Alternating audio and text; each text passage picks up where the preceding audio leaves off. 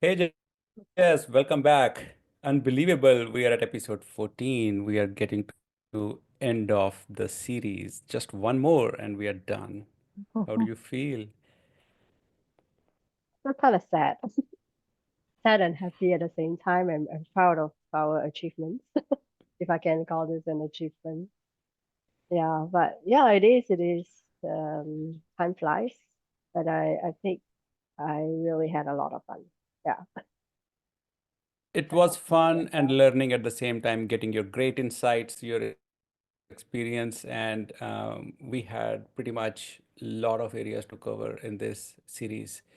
I hope listeners will get a lot of advantage from really we covered like four big pillars of digital transformation. That's awesome. Mm. Okay, So this so episode is, let's I think, talent, right? no, keep going. Yeah, I think it's about talent, digital talent, all about people. Yes, Yeah. yes, we're gonna talk about digital talent acquisition and training. People first. So, Mm. Mm. uh, I mean, talent and people, what makes company break or like great deal, right? So, Mm. and like we're gonna focus on people and how companies are operating and how they can be environment friendly, operationally efficient, and like other stuff. So let's move on with the environmental impact. How Mm. does remote training reduce the carbon footprint associated with travel? And Mm. and I think like digitization of talent management with training is definitely helping a lot on the travel side and emission control because like with virtual trainings, remote sessions like work from home culture, remote hybrid, it reduces traffic on the road, it reduces electricity usage in the offices, I mean, no more parking congestion, and you can train multiple people at the same time, and you can have on-demand training sessions, and interviews can happen remotely, even like multiple people on the interview with panels and everything. It's so much more convenient and environment friendly. All the communication can happen digitally, and like no more paperwork and manuals in the system, and uses um, less administrative less administrative efforts also from both company side and the employee or the candidate side. How do you think about it? Yes. Yeah, I think I remember that during COVID, everything almost stopped, right? For some countries and some businesses. I think learning was one of them. In the educational sector or even the training sector, it almost stopped due to COVID. But then again, when people are forced under extreme pressure, that's where sometimes innovation happens very quickly as well. And that was exactly what happened. Suddenly, people just started thinking out of the box. They started to say, "Hey, we could just use Zoom, or WebEx to continue doing training." And then there were new learning platforms being developed as well, and that kind of carried forward the learning kind of culture. And even now, after COVID, I think it has become a hybrid kind of approach where e-learning is not going away entirely, even though there's still face time in the classroom. But then it's how then to complement the offline experience, maybe after school, after class. How can people continue to learn?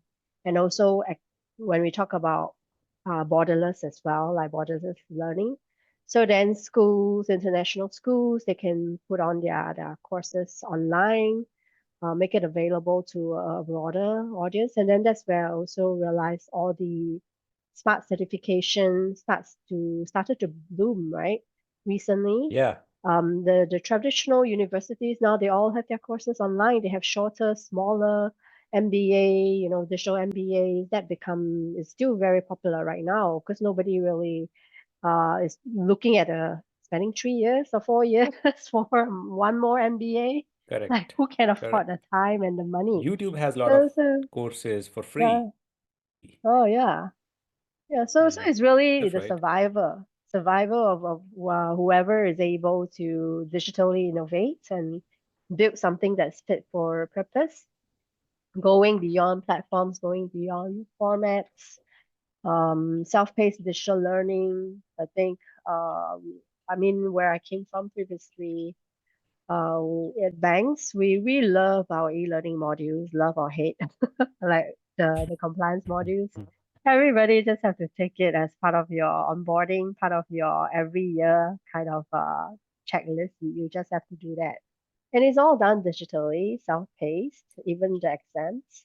So I'm all for that, having remote digital training, having more interactivity, having audience polls, quizzes, and even whiteboarding is all available right now on the digital platforms, the e-learning platforms. So that definitely, like you said, eliminate all the travels, the physical travel needed, reduce that, and it's just better for the environment and it's better for inclusion. I think it makes things more inclusive, like more people can get access to it, without having to fly Absolutely. around. Yeah. Yeah. I could never afford the studying at Harvard University. Yeah. Uh, I I enrolled with data science training program with their distance Mm, education department a mm, few years ago, mm, and I was actually learning at Harvard remotely, mm, and mm, I was seeing live like classroom view like about 30 40 students within the classroom and 30 40 remotely all over the world. So mm, I mean, if I had to go to university, pay the tuition fee, living mm, there, food and everything will cost mm. me like 10 times more. It Yeah. saves money, it saves time, it Yeah. saves, of course, environment, and I'm still learning at my same dream institution.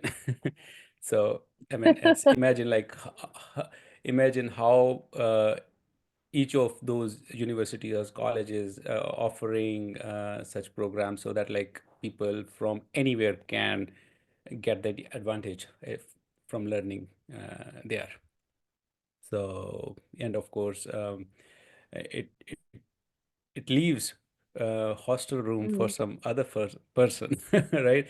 So, I mean, there's less shortage, less shortage at college. I mean, there are only like limited number of seats within colleges. With remote yeah. learning, it's more accessible. So yeah, and like and as you mentioned, like they have self-learning tracks also on demand, which Mm, makes even better um, yeah. for even further learning and all those arrangements. I mean, I I am a learner. I definitely like all those online learning systems like Udemy, LinkedIn Learning, Mm, mm, Percipio, yeah. Skillsoft. I mean, I think it's a great invention by technology to have education accessible remotely. Um, uh, it is accessible. Plus, I mean, I like the way it saves time for everybody and Mm, commuting and money all over for while sure. giving the same value of education, same quality of the Mm, learning systems. yeah. I think even the way they run Yeah. exams is possible in a digital environment, right? That they have monitors, trackers to see if you're trying to cheat or not. So you don't really have to be in the physical setting to be like honest in your answers when you're taking the exam. That's just how powerful a digital platform can be if we allow it. We do have, I mean, I I have seen like companies have um, ethics and compliance training that employees have to do every Mm, year, yeah, yeah. once a year, and there are some modules that like you can probably fast track, or you can like just play and wait. So you Yeah. don't have to do, but some modules are really very smart technically that you cannot really skip those. You have to Yeah. follow, and it's interactive. It takes your Yeah. inputs and give you score based on the time of learning in between, and then like at the end it gives you grades also based on those test questions. So Mm. the, this remote education system have gone to smart as well at the same time.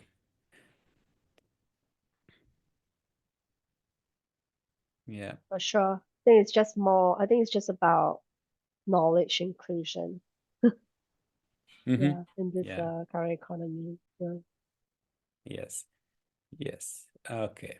So yes, it's definitely environment friendly. And hiring on the other side, um, these days, like remote interviews, um, and virtual assignments, um, Mm. that's also very much encouraged by companies. It saves time, it saves logistics, it saves efforts, and still um, you get a good candidate. You can assess it right. So all good Mm. here. Sounds good. Let's move on to financial implications. Are you ready? Yes. Great. What are the costs and benefits of investing in digital skills development?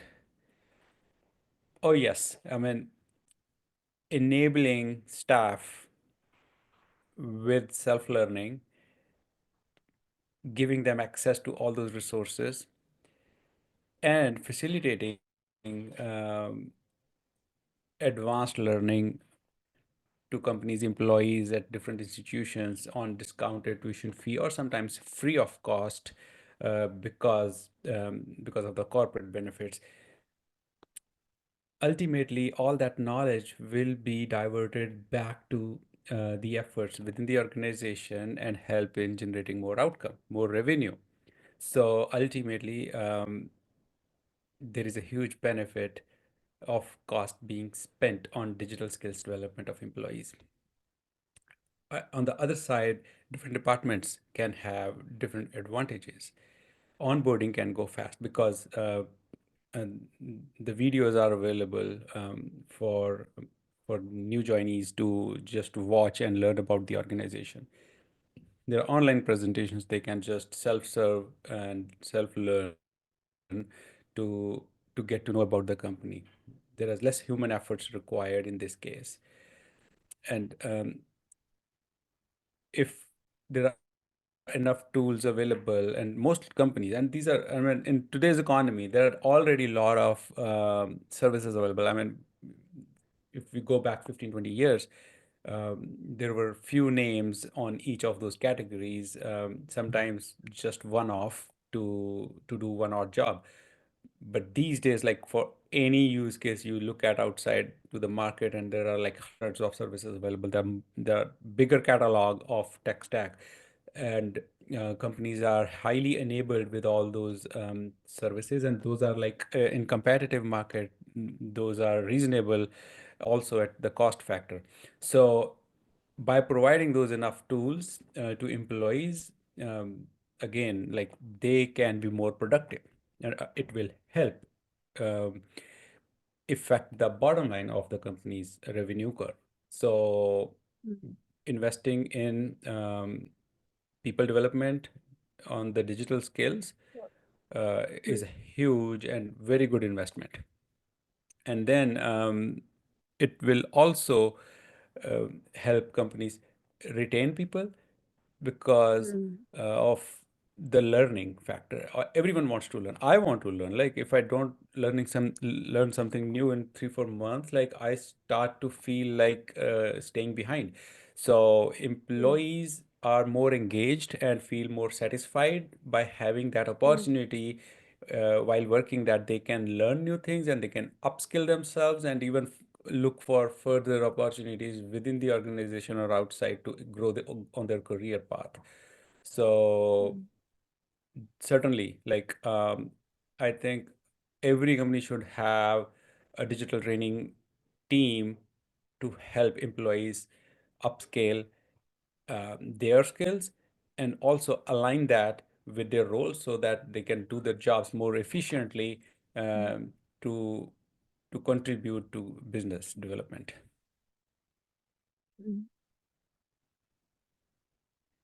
For sure.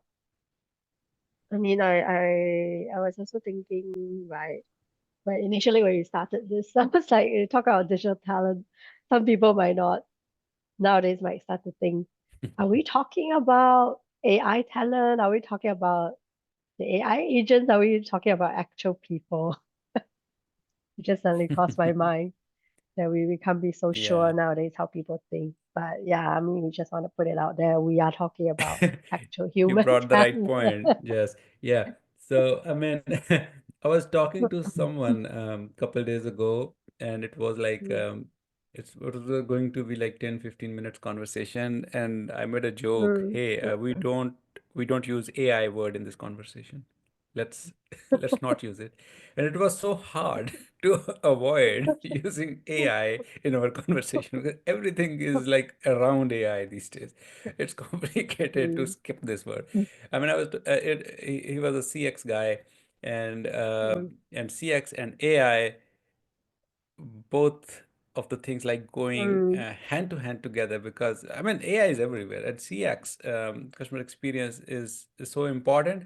And I personally feel like CX, I think, is the keyword used, the only keyword is used more than CX is, I think, AI. So CX number two, I mean number one AI, number two CX, and then everything else.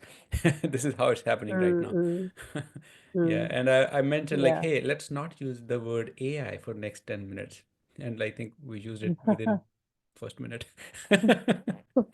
Oops.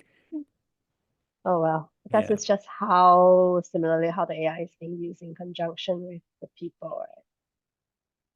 Yeah. Mm-hmm. And looking at cost as well. Yeah, It's also, yeah. correct.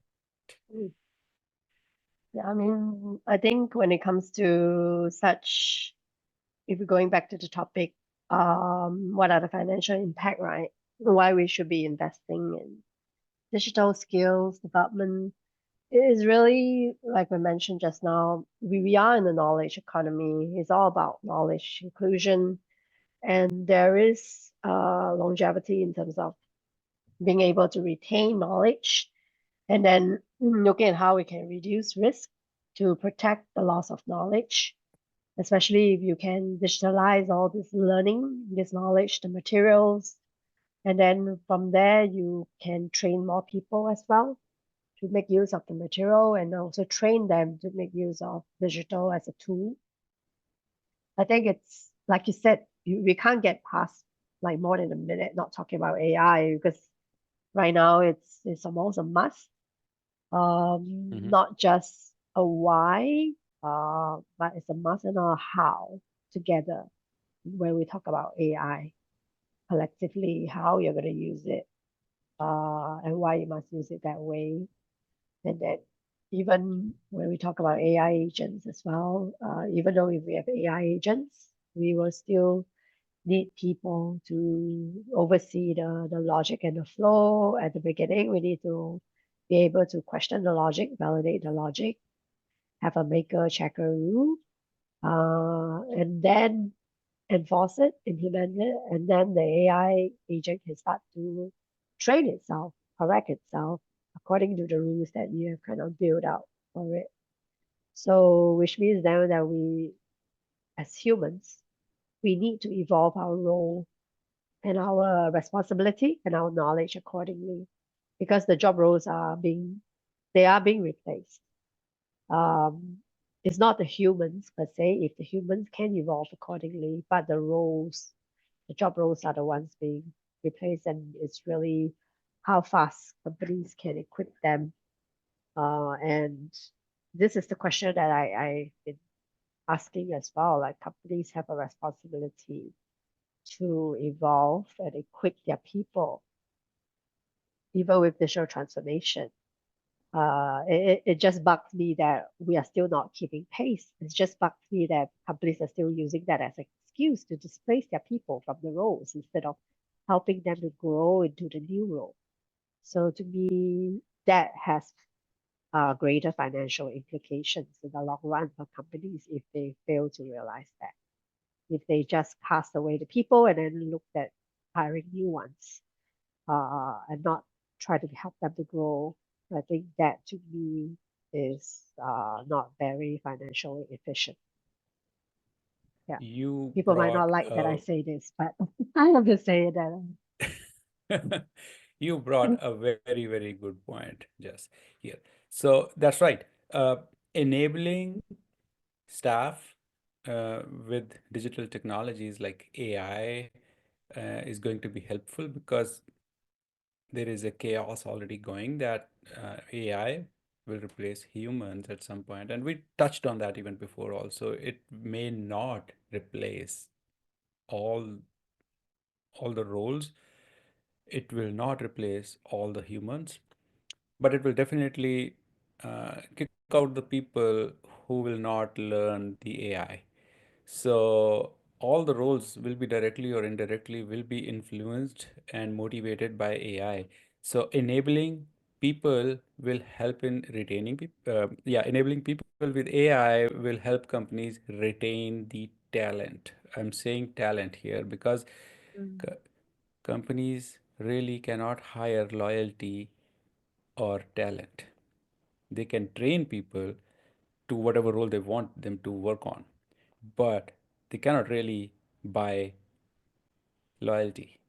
So it's rather give loyalty, even reward, and also at the same time buy more loyalty by training existing staff with the AI, enabling them to shift on their new roles or do the same role more efficiently so that like they feel more job security and they get paid better, and also uh, they they are more with the market shift on the things, right? So investing in employees this is the right time to show loyalty to employees also, like so they get loyalty and employees are more loyal always. mm, yeah, for sure.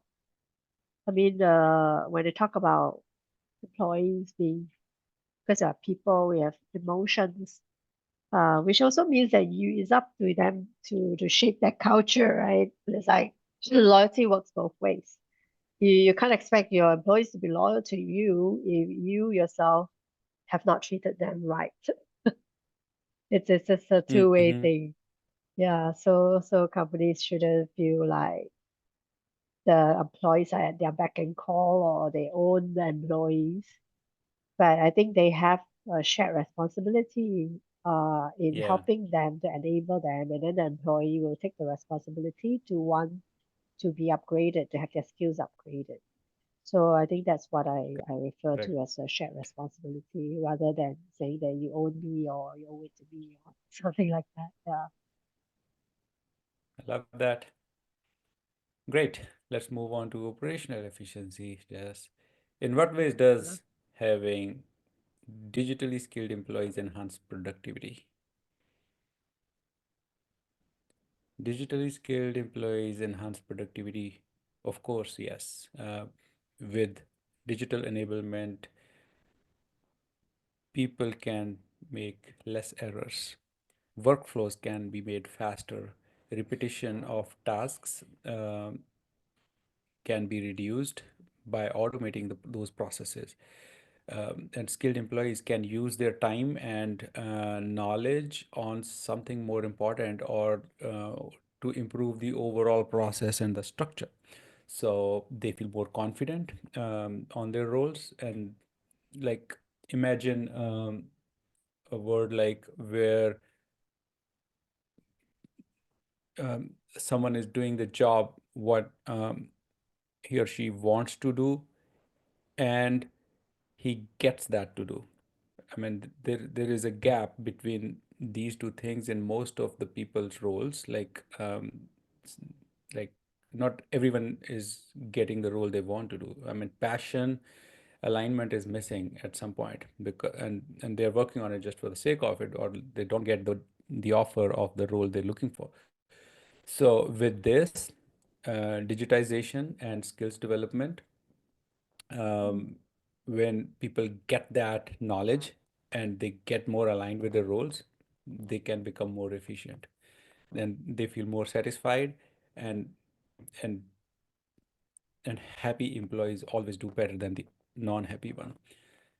And that learning curve even encourage them to learn even more. So if employees are learning, they do better, and they want to learn more and do even better. So it maximizes ROI on digital platforms, investment by the company. And like digital enablement gives you that perspective of solving problem faster, because you can you can try more experiments. You can look for different angles using those tools. Imagine today's world. Let's use the word AI Mm. right now. So if I want to research something, if I want to know something new, it's so easy if I use ChatGPT or something similar. Okay. If I don't go to the search engine, if I don't go to these generative AI tools, and I want to do something, imagine the world without this technology. I'm not so productive. It may be uh, the case that I'll take days, if not hours, to identify the problem to the roots, and then have enough resources to fix it. Using technology, solving problem is more faster, proactive, and efficient. And then, especially in today's world, where uh, teams are like located all over the places, your colleagues are maybe like in a different country, or like I'm working with like people all from remote locations, and like it's possible to collaborate using technology. And we are all working like with the same enthusiasm, with the same motivation with each other when we get on a meeting bridge, and we all feel like so connected. So technology and digital development is really helping everyone to be more free. It saves time for everybody. And coming back to the environment side, like it is helping environment, and it is cost effective, and employees feel more motivated, and learning curve, like it's advantage from all over the places. I cannot find any negative aspect of uh, investing on digital skills, and how it is not helping in improving the productivity of company. It's all check marks ticked in this list, like it's only advantage. Mm. I think so.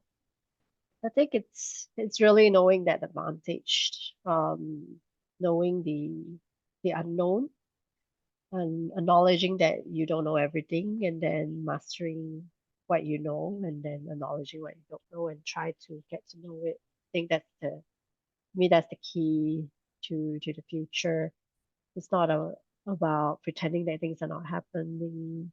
Avoidance is definitely not the solution.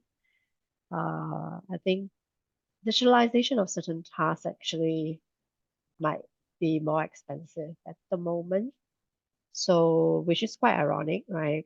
So, such roles actually might still be intact. Because I was just chatting with some people about the automation, visualization, why AI is taking away a lot of the what we call the office jobs, the white collar jobs, if you want to put it that way.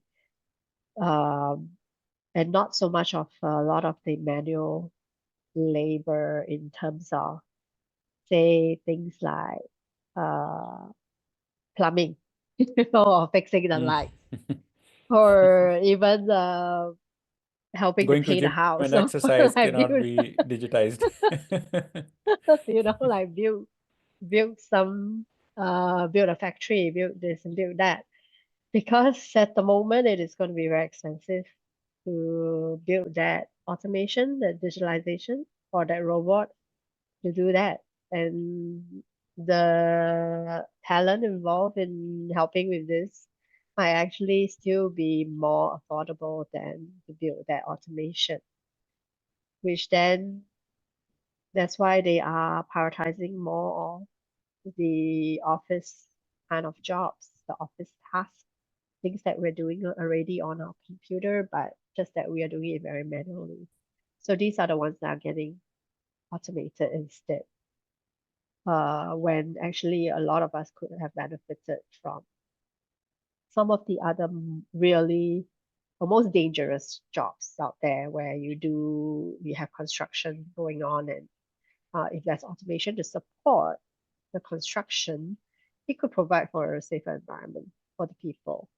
So I think in a nutshell, it just sends the message that we cannot take anything for granted. All of the jobs, we need to look at how it could potentially be automated, could potentially be digitalized, and then how do we then stay ahead of the curve and see how can we still make use of people to work with the technology when that happens? Or is it a matter of do we need to slow down? Are we at the stage where it's time to maybe slow it down a little and take a step back and see what is it that we really need to invest our time and our money and our effort um, to digitalize, especially if we need to have the right guardrails in place. I saw this article, which I think I shared with you the last session on the misuse of Gen AI, right? By Mhm. somebody who doesn't have any coding knowledge. They actually managed to trick Gen AI to build a scam software to cheat. And that is dangerous. Imagine if the person actually has that kind of coding knowledge, they can build something even more powerful. So I feel Yeah. like some of us are getting ahead of ourselves. And if companies don't have the right guardrails in place, then we are putting our reputation at risk, our ethics, privacy, safety, it all in the name of efficiency and speed. And I think that is something that we need to consider. Yeah. Yeah, this is very insightful. Um, yeah, but I would like to mention still, like, we have made huge improvements on the efficiency side using the digital Yeah. world. Like, imagine the building that we were constructing like in years, 10, 15 Mhm. years ago. Now with technology like like 3D printing, having right inventory, timely ordering of of the raw materials, and with like efficient logistics uh, with optimized paths and all those delivery systems, like things are available right on time at like within the right quantity and quality, and then like staff is also managed at the right time using technology Yeah. and everything. Like those same kind of buildings now can be like completed 10% of the time. Mm, So, I mean, for yeah, sure. any change comes with both pros and cons. Of course, your points are totally valid, like ethics, privacy, because uh, in business, like it ultimately it's P&L what matters, right? So, in order to meet on those Yeah. metrics, companies do sometimes skip um, the rules or jump the guns to like just meet the results, right? So in that case, of course, with AI, that brings a lot of risk as well. So, and re fully relying on AI at this point is a little bit of questionable, uh, but Mm, it's improving. I hope like things will have some rules and regulations in place, and companies are going to be more careful and like test it right, do some marginal testing before they go full blown on. on the technology use cases very blindly. So of course, it's like crawl, walk, and run on any change. Mm. Hmm. Yeah, Makes for sure. sense. Just test and test Yeah, before you roll it out. great. Yeah. Let's move on. Customer experience. How does a knowledgeable workforce improve customer interactions? Yes, yes, yes. Of course, because like happy employees make customers happy, and more enabled employees with their control on the role and knowledge on the business and right tools and knowledge at the right time will actually help make customer support much more efficient and faster. It will reduce time to address and resolve customer queries. It will improve collecting customer feedback also in a timely and convenient way. Um, on the other side, like from outbound, like companies can give more personalized service and offerings to targeted customers by understanding data and like uh, the staff can make better decisions by looking at customer behavior data and make more uh, accurate data-driven decisions. Understanding data is very important for every single role. It is no more a job of one-off team like who are only looking at data. Like right now, there are two, three skills. Like every role uh, is expected to have, like you should be able to make good presentations, you should have good storytelling skills and understand data. You should be able to do your own research and start to make sense with data. It can only happen by enabling people with that knowledge and tools to have access to the data and with training to make them enabled to understand that data as well, like from raw material to the final product, like how it's all connecting the all the dots on the story. Like just having data is not enough, like understanding and make sense of data is more important. Uh, and employees and workforce can make better decisions if they have access, and all that will influence customer experience ultimately because that data uh, is about the customers and their behavior and their business engagement with us.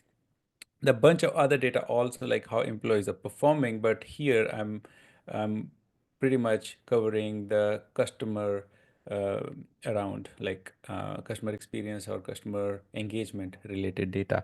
Digital properties have huge contribution in customer experience influence, especially chatbots, like understanding um, interaction, customer interaction with the chatbot is important. That's the front line of any chat behavior these days. Like most chatbots are AI enabled and they are capable to address customer queries faster and better and and improve feedback rating also by giving a survey form right after the chat session. And with that note, like if employees can start looking at their chat history and make sense of their data too, uh, will actually enable them to understand customer expectations and emotional aspect better, and then can even make system better, also at the same time can provide customer service better. So ha so in yes, definitely the digitization um, with workforce is a huge advantage towards the customer experience. And also um, like it builds trust with customers, which is the most important aspect. Like customer experience is customer trust and customers perception on your brand. So with using technology, employees can have, regardless of the roles and departments and teams, they can still give persistent brand impression to the customers, whether they're walking in the physical office or they are interacting with the call center or they are just browsing the website or receiving an email from the brand. if they all are giving the similar feeling and impression to the customer, that's a win-win factor for any business towards the customer experience. It has to be consistent, it has to be aligned, it has to trigger the same impression and emotional feeling with the customer to increase the credibility and satisfaction on the customer experience line. I think enabling workforce for customer interactions improvement, it is no more better time now from now um, to enable employees to the customer experience side. And as I mentioned, like a little while before that, I was talking to someone who is a CX guy, um, like, and our conversation was all about CX plus AI in combination. So with that matter, I would strongly encourage companies to enable their staff with AI related trainings, push them towards such trainings. I mean, every role has some alignment with this new world of AI, agentic AI, and Gen AI. So, and it's gonna definitely help on the customer experience side to everybody. For sure. I think it's also that back to that knowledge thing. Uh, when your employees are empowered with knowledge, they can help customers better and transform that knowledge into insights for the customers. Because I think as a customer, we are all customers, and nothing frustrates us most than, if we feel like we have been misinformed, we've been led astray by the wrong knowledge, or worse, if we feel like we have been gaslighted by by a company Mm-hmm. in the dealings and the experiences with them, right? Right down to having gaps in the customer journey, broken experiences, failed promises. I think these are just some of the things where sometimes it's not uh, intentional, but it's because of misinformation or just a lack of knowledge. But there's one Yeah. example I want to share though of a broken experience I had, which is a Grab booking experience. On the app, the digital journey looks promising. Like I booked the Grab ride is in place. They update me where the driver is, whether the driver will be late, and I will get a rebate if the driver is late or didn't turn up. But the thing is, it doesn't have the safeguard where, in a case where a driver pretends that they have turned up and then activated and said Uh-huh. that the ride is on the way, but actually Okay. failed to turn up. And then I can't book another Grab while that ride is going on. So, so That's that insane. happened to me exactly. And I was like, oh, okay. I can't even book another ride when my ride is in place when I'm not being picked up at all. So that to me is a classic Mm, case of failed experience. And then the recourse yeah, for them, of course, certainly they it did is. manage to salvage it. But I think the the the moral of the lesson is really just to make sure that whatever experiences we are trying to deliver digitally, it has to be tested uh, for all kinds of scenarios and stress prove it and stress test it till it is good. You don't have to kind of only launch it when it's perfect, but never stop improving on it and always take feedback into account and then use that to continue to improve the journey and experience. So I think that goes a long way for any brand and their interactions with customers. Yeah. Yes, this is definitely high value suggestion, just like testing. So testing is Yeah. important. Even like in digital optimization, where I belong, like experimentation has a huge contribution towards improvement. And like we, again, like it's like a crawl, walk, and run theory, correct? So Yeah. you cannot be perfect on day one or on the first go, and everyone knows that it's not like something brings surprise. So just like test. And in A/B testing, it is possible to verify your change with smaller audience. Okay, like just open it for 10% of your total users, so that you are not making an error at scale. If there is an error, only like 10% of the user base is gonna see. So, and learn from it and then improve and then like spread it across. So, testing is important. Maybe you were part of that 10% test users at that instant, right? So, Yeah. but anyways, the bottom line is yes, testing. So testing is very, very important, and especially like in today's ever-changing world, like every 2, 3 weeks, or like at least every month, um, something big is coming, and like all the competition has to change and or adjust in the new structure.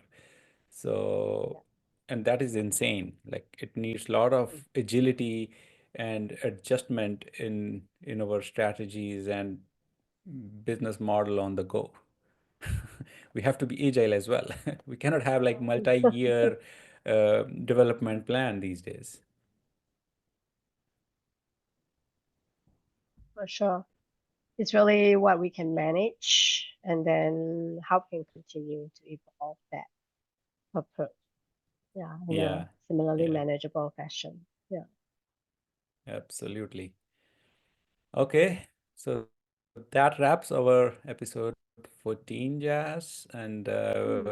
highly thankful to you for your insights and your knowledge always.